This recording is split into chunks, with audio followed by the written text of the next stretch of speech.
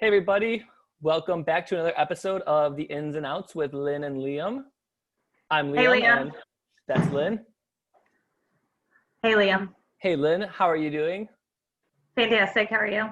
Pretty good. So you guys might have noticed we weren't here last week. We were really busy. My fault. I'm very sorry. I am a space cadet sometimes and life gets a little bonkers. It does.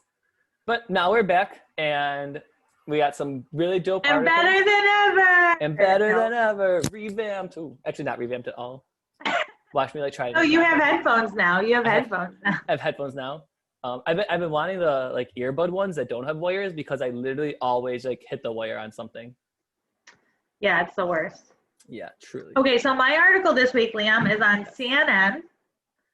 And the headline is teens are having, let me pull it up. Teens are having unprotected sex, drunk driving, and vaping among other risky behaviors, CDC says. And so I picked this article. The CDC does something called a YRBS. Are you familiar with the YRBS, Liam? Oh, I am very familiar with the YRBS. So it's the Youth Risk Behavior Survey. And I am obsessed with the YRBS when it comes out for Niagara Falls and Buffalo and North Tonawanda and every other district that we work around. And so this was the national data, which I've never looked at before. And the article was basically summarizing the national data. And I just found it very interesting, and I highlighted some specifics. You are like the most pro-condom person I've ever met. And I'm pro-condom, I should be very clear, but you're like enthusiastic. No, I don't want to hear any of your like stupid excuses. You are all in on condoms. And so half of students said they did not use condoms last time they had sex. I know. I think it's more than that personally. Don't you? Yeah. Yeah, I mean, I don't know. I think that it depends on the sexuality of the student. And it depends, the study actually said, 90% of students are using some form of pregnancy prevention, and 50% of that is condom use. So I think a lot of straight teenagers are using condoms, or 50% of straight teenagers are using condoms to prevent pregnancy, but I think gay teenagers are using way less. You do? Yeah, because later in the article, right, they talked about how nobody's really thinking about STIs. And so I think because gay kids only think about they can't get pregnant, so they're like, oh, I don't need a condom. Interesting. Yeah, you're probably right.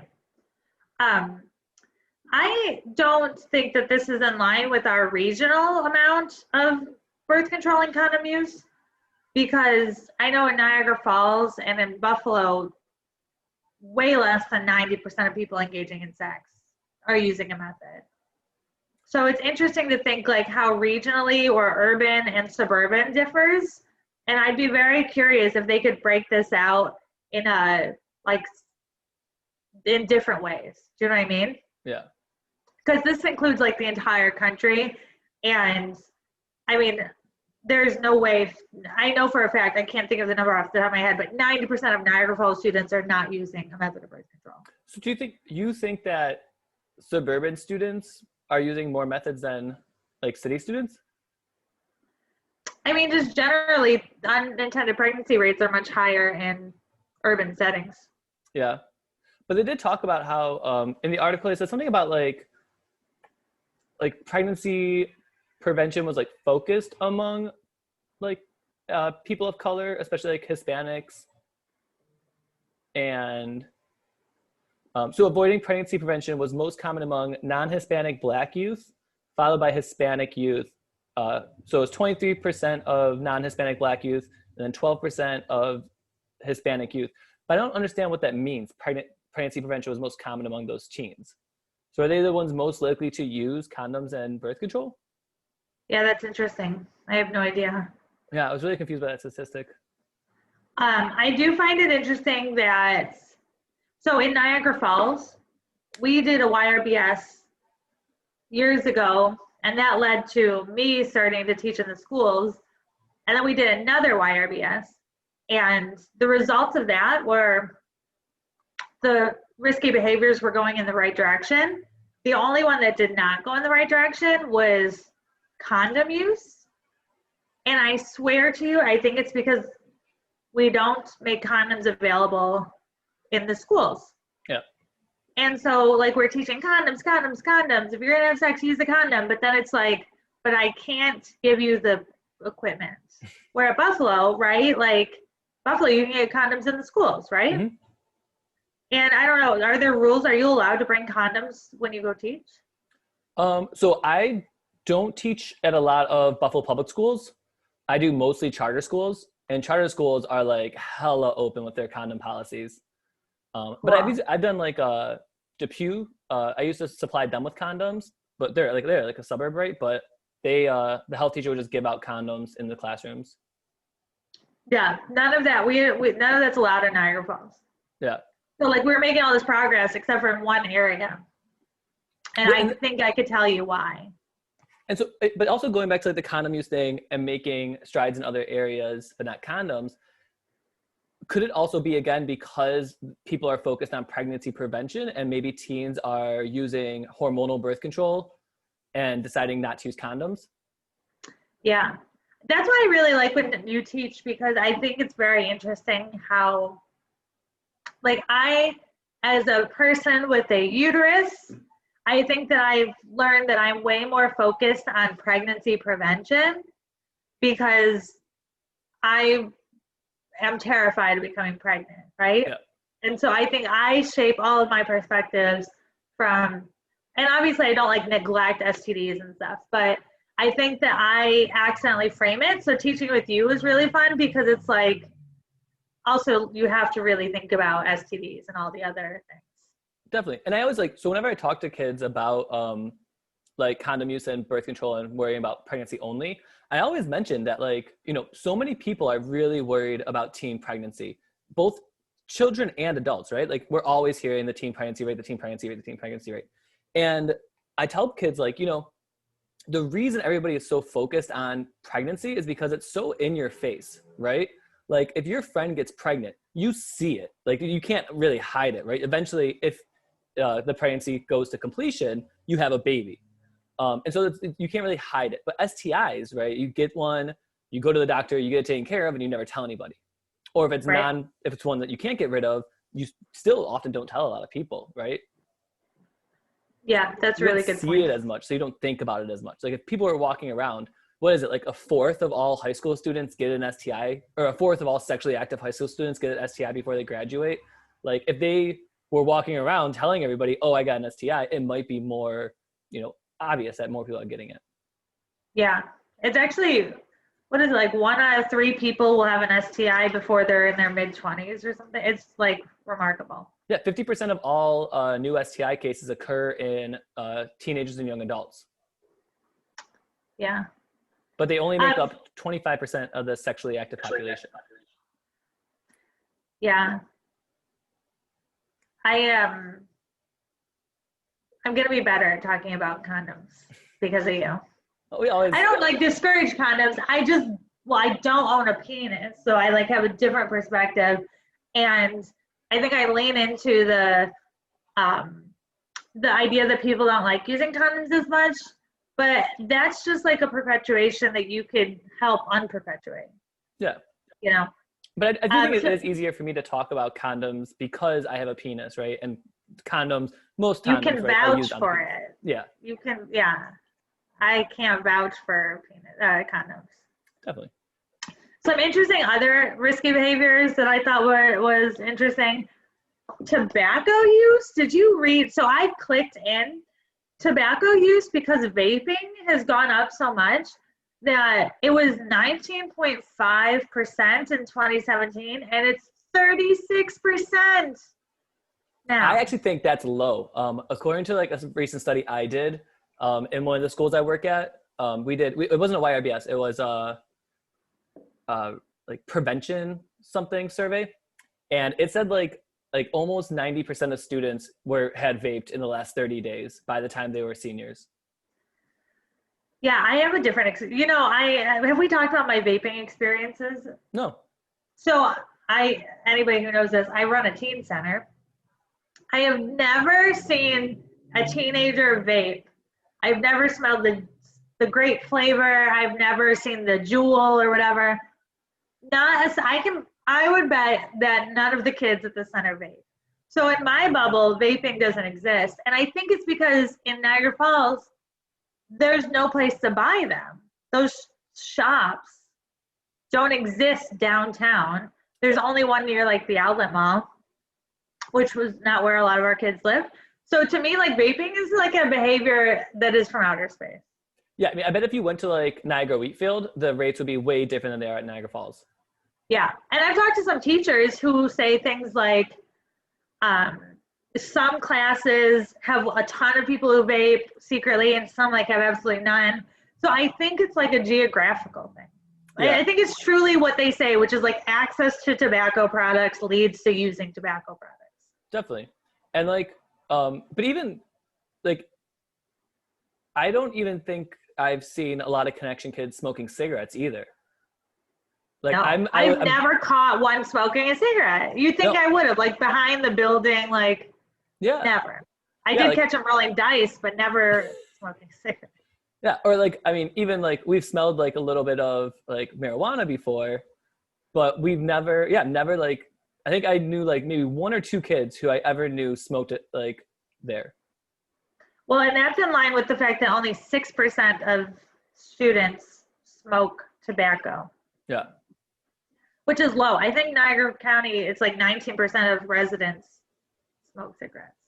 Really? Did I just get really blurry? A little bit. No, I think it's fine.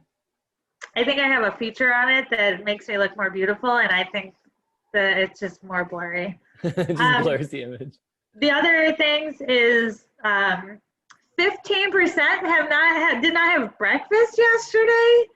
Do you eat breakfast? I do not. Ever? When I was a kid, I did, but not anymore. So you just skip the whole morning. You don't eat until lunch. I don't eat until about noon or 1. I couldn't make it. Like the idea, I would like be late for work before I miss breakfast. Really?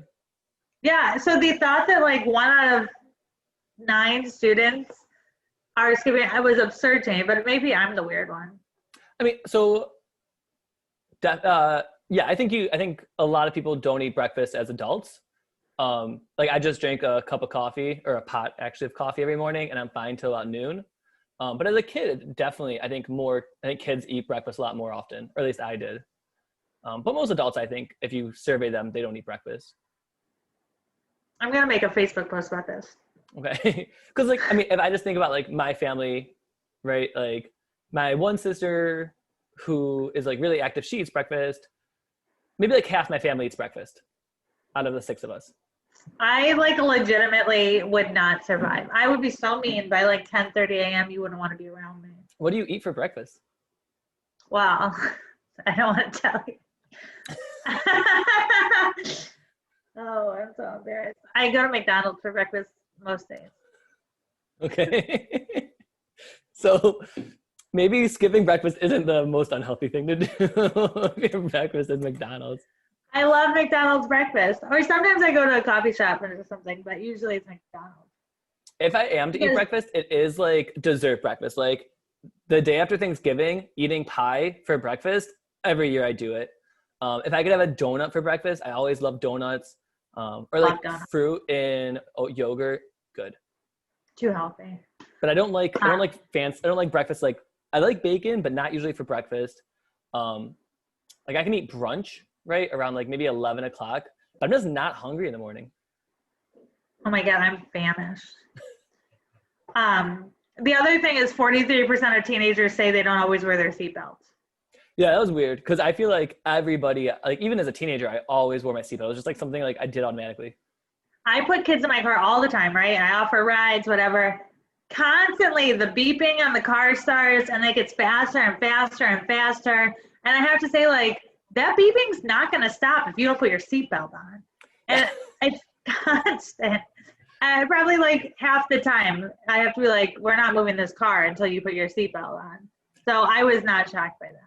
Yeah, that kind of like always confused me, especially like nowadays because of the beeping. Like, yeah, when someone's in my car and they hear beeping and you know it's the seatbelt, why aren't you putting the seatbelt on? Like, Do you think it's going to stop? Because I don't know. Mine doesn't. And it just becomes more aggressive. So it's just like faster and faster until you put your seatbelt on. or like, have you just never been in a car before? Like, do you not know what this beeping sound is? Well, in their defense, I mean, I had been in a car maybe like 5 times until I was maybe 17. Really? Well, taxis, but that's the backseat. Yeah, Okay, are you ready for your article? I am. And my article, let's just say I was unprepared for all of this knowledge I got bestowed on me because of this article. And it is a dope article. I wish like I could just read it to y'all because it is so dope. And it's called, the title is Ace and Arrow People Are Just Straight is a Heteronormative Lie, by Sharonda J. Brown. And so let's start off with just some basic, what does ace and arrow mean? Because I didn't know that these were like shorthand for these things. So ace means asexual, which is not being sexually attracted to people. And then arrow stands for aromantic, or aromanticism, which is you're not romantically attracted to people. Which we do teach this when we teach the gender unicorn. We talk about how you can be, sexually attracted to people and romantically attracted to people. And you can be like sexually attracted to one gender and romantically attracted to another gender. So with aromantic and asexual, you're not attracted to anything. And then I found out that there's even another thing called aesthetic asexuality, which is not being physically attracted to anyone. And so you can be like an aesthetic sexual, which is like you are like just attracted to all physical bodies, right? And these people are not attracted to any physical bodies, which a lot of people think is also asexual, but there's a difference between like aesthetic attraction and sexual attraction. So like straight girls, women, right, who aren't like attracted to other women, they can still say, oh, that woman has a really beautiful body. That's more of an aesthetic sexual.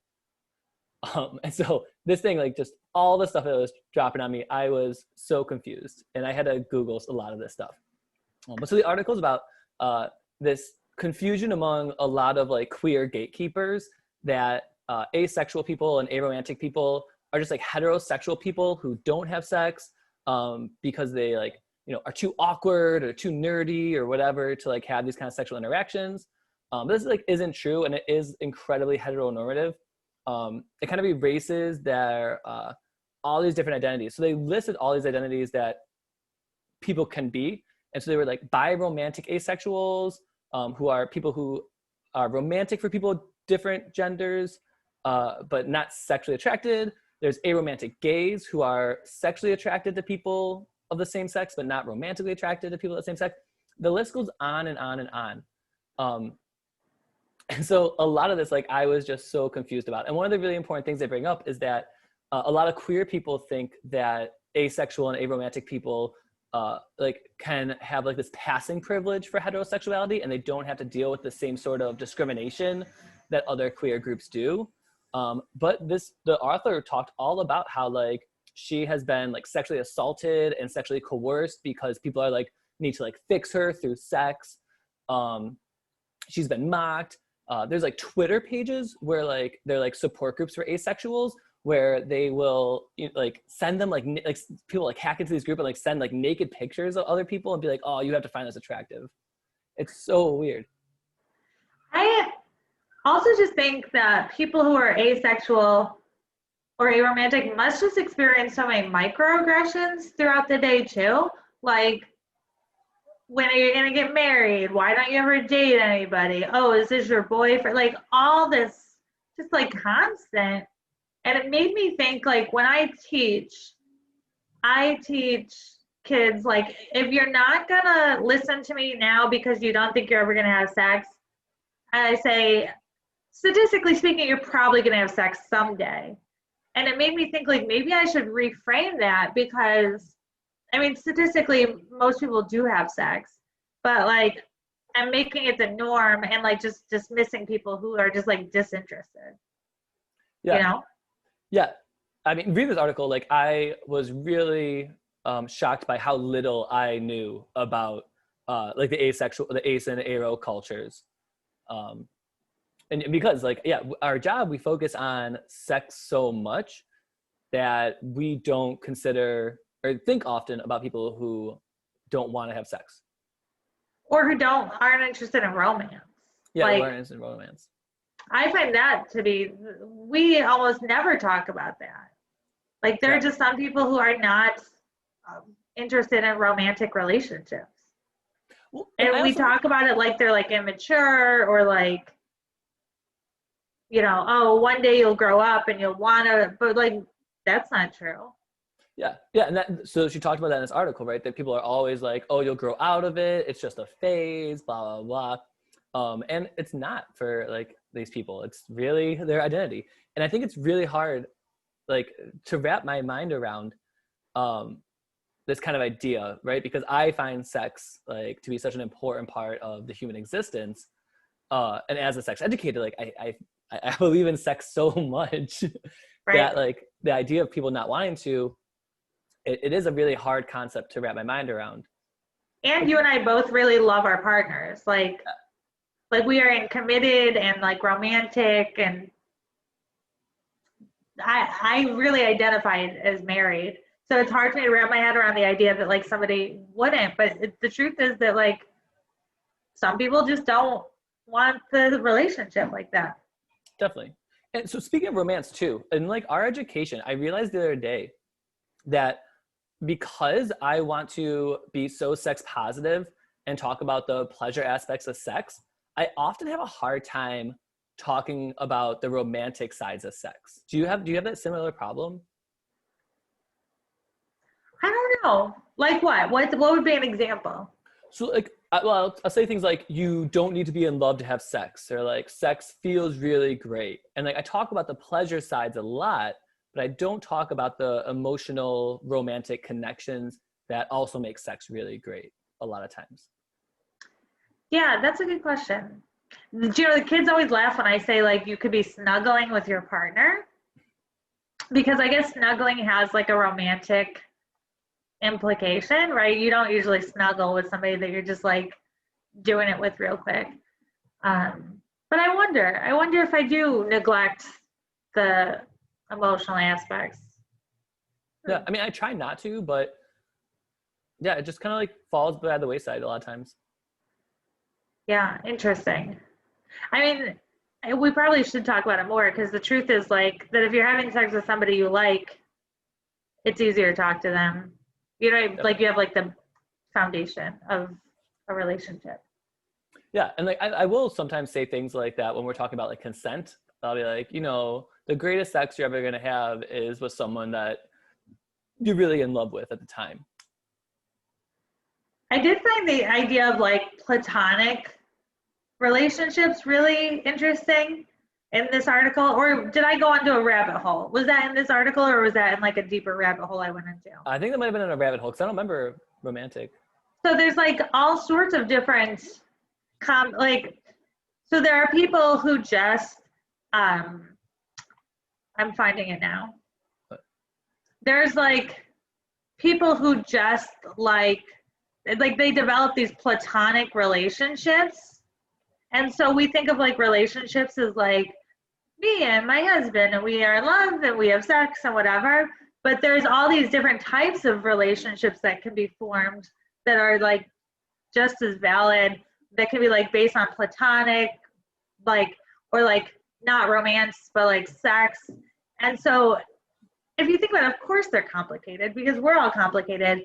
But like, I think the idea that like some people just live with like their platonic life partner or whatever is like, yeah, if that's what you want, and you find somebody who also wants it, that's like really great. But we don't include those in any of our conversations. Yeah.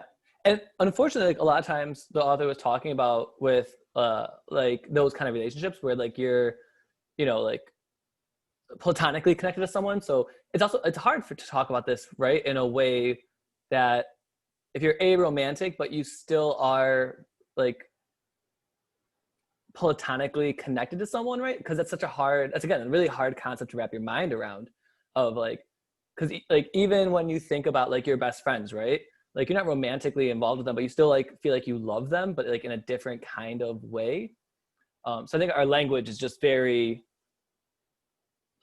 not so good at communicating these kinds of feelings with people. Yeah, and I think sometimes, like, do you ever get a friend crush on people? No. You've never had a friend crush like on me? You've never thought like I was really cool and that you wanted to be my friend? I mean, I don't know Well, what. anyway, like you can develop like a crush, but like not a sexual crush and not a romantic crush, but just like a friend crush, right? So there's different feelings inside you based on like relationships with other people. And so of course like those are the same. It has to be true for sexual and romantic. I still can't. You've never had a friend crush? I mean, I feel like probably I have, like, if I think about it, I'm sure there's people I've wanted to be friends with. Like you've met them and you're like, oh my God, I need to be friends with this person. They're so great. And I have a connection to them and I'm going to like give them my phone number and hope they text me back. Yeah. I mean, I think for me at least, like, how do I say this? You don't need friends. You're too cool. No, actually it's more like, I also have a hard time, like having connections with people without also having like a romantic or sexual relationship with them. So like I have like friends and things like that, but I feel like anybody who I've ever been like, oh, I really want to be your friend, it's also like maybe a little sexual too. Interesting. So I always think of it as just like a crush, not like a friend crush. Even if there's no like, even if it's like a straight person who there's no like, no idea of like us actually having any sexual interactions, it's usually something I think in my mind that's like, oh, they're attractive or they're really funny. And there's like a sexual mixture into that kind of connection. Interesting. Yeah. Wow. I developed so many friend crushes and then I come on really strong and people get scared away. I mean, I do have like friends who I'm not like sexual with, right? Like I consider you as a friend. But I don't know if I've ever like had I don't know, I guess like the word crush just kind of like makes me think of different, like something different. I'm so touched that you consider me a friend. If you get married, will I be invited? Married, like remarried? Not leaving Jay, but having a second wedding. Probably not. You're right. It wasn't a second article. I went to the LGBTQA wiki, sub-wiki. I don't know how these things get graded.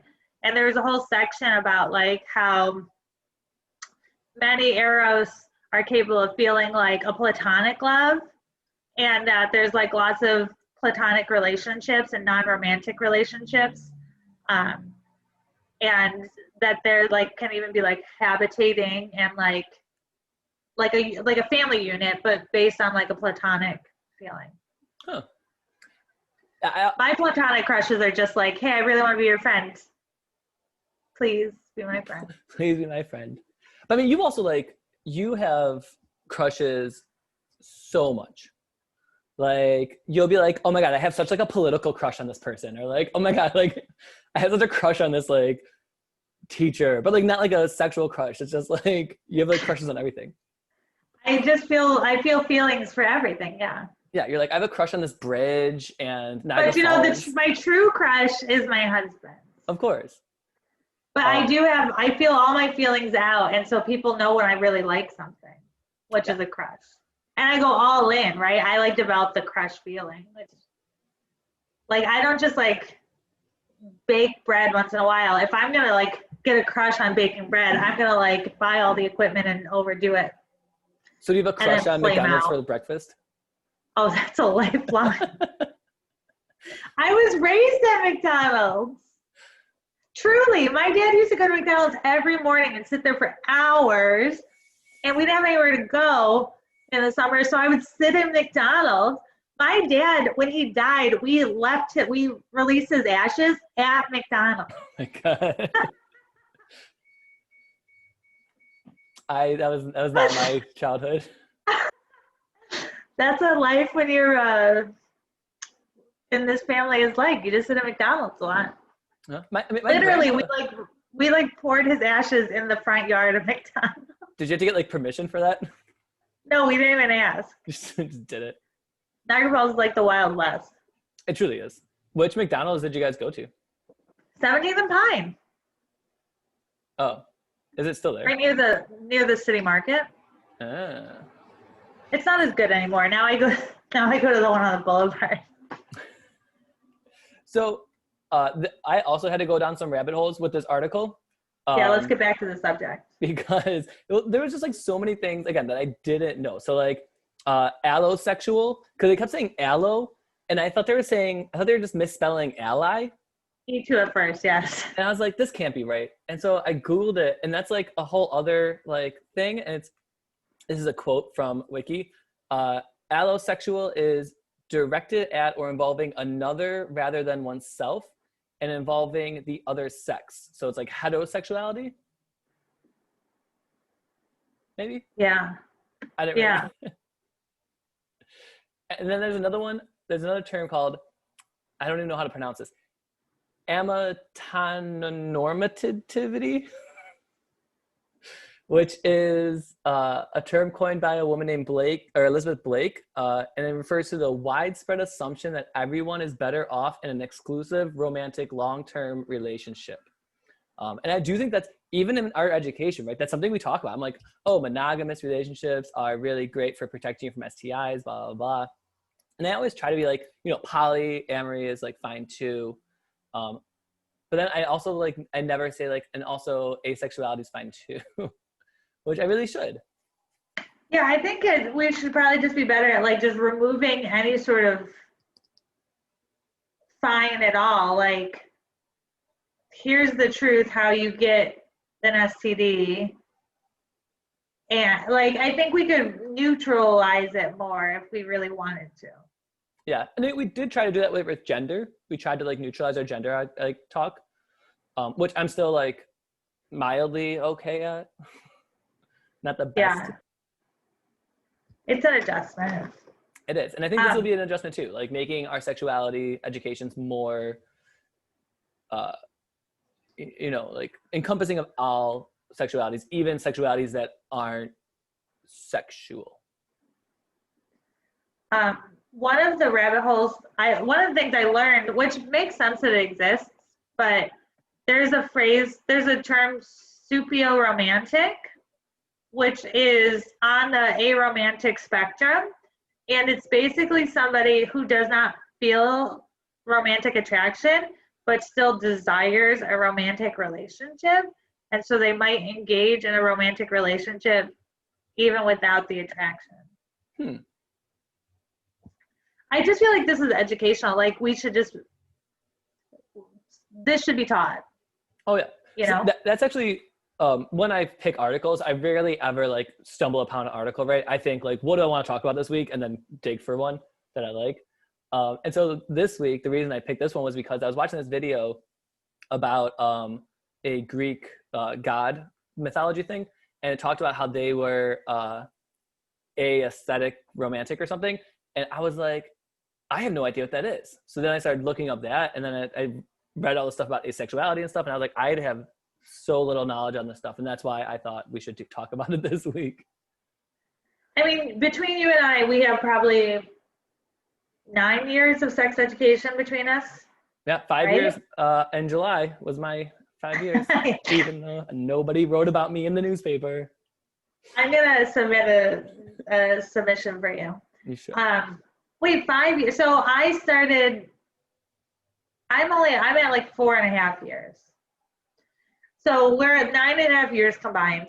And the fact that like we've learned so much from reading this one article shows that like you and I go to a lot of trainings, we go to a lot of workshops, we go to conferences. We've been to the sex ed conference like half dozen times maybe, or multiple times.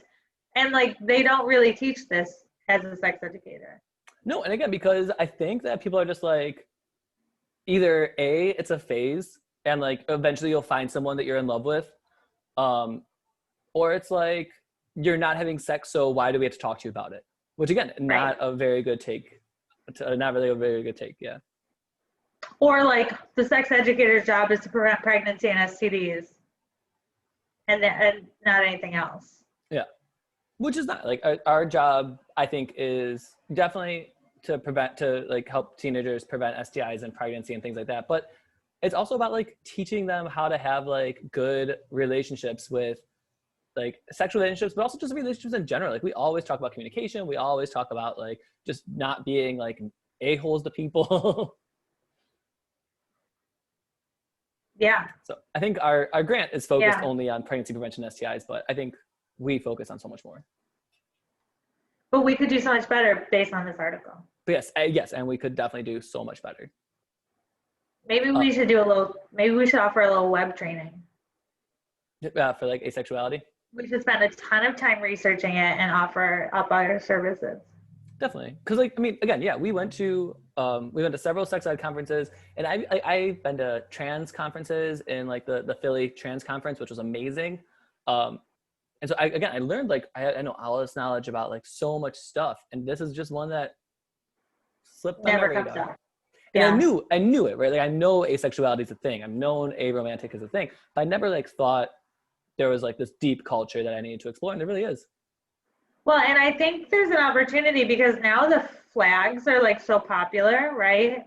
And so there's a way that you could teach it in an engaging way that connects it to like something that is in pop culture, the flags. Mm-hmm. Because the truth is like everybody like shares their flag. It's like a thing now. And so we could use that as a springboard to teach it. Definitely. And I think another thing that they brought up was like the gatekeeping of queerness, right? And like, I think that sometimes I struggle with like all the different like identities that we have to like put people under. And it's like, do we need to like gatekeep queerness and be like, oh, you're queer, you're not. But even like in the article, they said something about like heterosexual people are like sexually and romantically attracted to other like people of the other sex. But I always teach like, you know, if you're a male who has sex with men, you don't have to like identify yourself as gay. You can identify as heterosexual if you want. Because I hate the idea that we have to like force people into these boxes. Like, right, this is your behavior, so this is what you are. Exactly. Like you can, like if you want to identify that way, you can, but like I don't think we should be identifying other people. That's the moral of the story. Yeah. Just like let people be how they want to be, and like don't yell at them about having kids. And mind your own beeswax most of the time. And mind your own beeswax. Did I tell you about this kid I was talking to the other day? I forgot the sexuality he said he was, but he is attracted to trans people exclusively.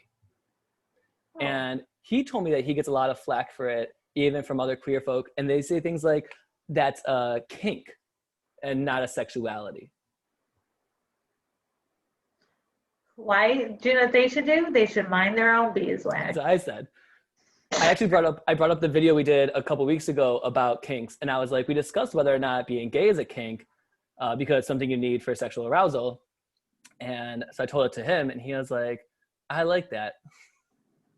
I just don't understand why anybody has to give anybody their feedback if it's not requested. Like, yeah. I don't know. Maybe it's just like how I was raised, but it's like nobody asked you, then don't. Then it's not your business. Also, even if it is requested, like think about what your feedback is before you say it. Right. Like, do you like this person? Do you want to be respectful to this person? Like, yeah, that's bizarre. Yeah. Interesting. I didn't realize that. I've never met anybody who is only attracted to trans people. Me neither. It was the first time I ever met someone like that. And even like, I can't remember what this sexuality is called. And when he said it, he's like, oh, I'm a blank sexual. And I was like, I gotta be honest with you, kid. I have no idea what that is. And then he explained it. I was like, oh, okay, yeah. Like, I think that could be a sexuality. I don't think that's a kink. But again, if you want to identify it as a kink, you can identify it as a kink. If you want to identify it as your sexuality, identify it as your sexuality. Yeah, agreed. But do we need a term for it? Can't we just, like, do you have to explain it to someone? Can't it just be like who you are? Yeah, huh. Although if people want to have a term for it, they should. Yeah, I guess. But it's even like so when I was a kid, I was like really gay for a long time. And then as an adult, I kind of like stopped doing all that like gay things. And for a while, I would even say like, oh, I'm not gay. I'm just a man who likes to have sex with men, because I didn't like identify with this like gay culture. But then I got even older and I was like, well, that's not gay culture. Whatever I want gay culture to be is gay culture. Huh. Yeah. That's interesting. You used to identify as not gay, but just a man who had sex with men. Yeah, I mean, not even like identify it, because like I don't know. I wouldn't say like I identified that way. I would just say that to people when they were like, "Oh, you're gay." I'd be like, "No, I'm not gay. I'm just a man who has sex with men Huh. and not women." However you want to identify is fine with me, Liam. Exactly. But I don't need a term for it. I'm just living my life. Yeah. Okay, well, this has been fun. I'll see you next week. Definitely. Yep. I'll see you next week for another. By the way, awesome I like that you put thought into how you find your articles, because how I find my articles is I go to Google and I type in sex. So sometimes I do that. Sometimes it is much more chaotic. So I'll just be like, yeah, sex in the news, or like queer, or I'll go to like Vogue's sex page or some other like random ones I have. Yeah. But sometimes it is also like much more thought out. Like I learn something and I'm like, I want other people to learn this. I'm going to be so much more methodical about it next week. Watch out. I think you are coming up with awesome articles your way. So whatever works best for you. Okay. Bye, Liam. All right. Bye. I'll talk to you later.